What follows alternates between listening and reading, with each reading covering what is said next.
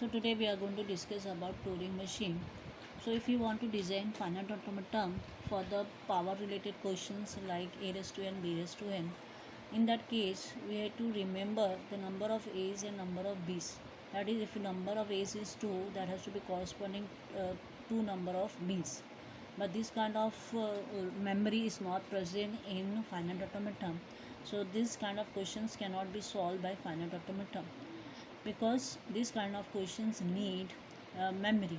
So the memory or the storage is presented by two automatas, which is called as a PDA, that is push down automaton, in which there is a tape, unidirectional tape,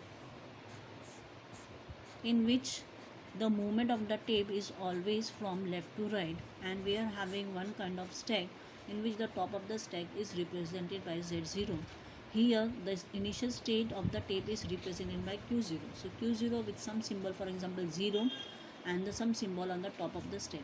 So by using this tape and the stack method, we can solve the questions of a raised to n, b raised to n, and that is already covered in one of my video. Now the second more powerful machine than PDA is Turing machine.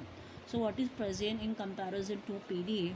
Here again we are having tape in which the movement is not only from left to right, the movement is also from right to left. That's why as the movement is movement is bidirectional from left to right, right to left, no need to have the extra storage, that is the stack. Plus in the case of PDA, only we are reading the symbols which are present. We are not dealing with the blank symbol.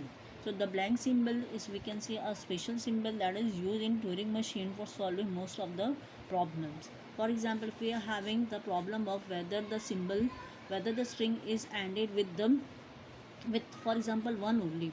So what we can do, we can go from the left to right. We will first find the end of the string and then move from the last position, that is a blank end of the string, to the last position, which is 1, and we will check whether 1 is present and it is the acceptable string by the Turing machine.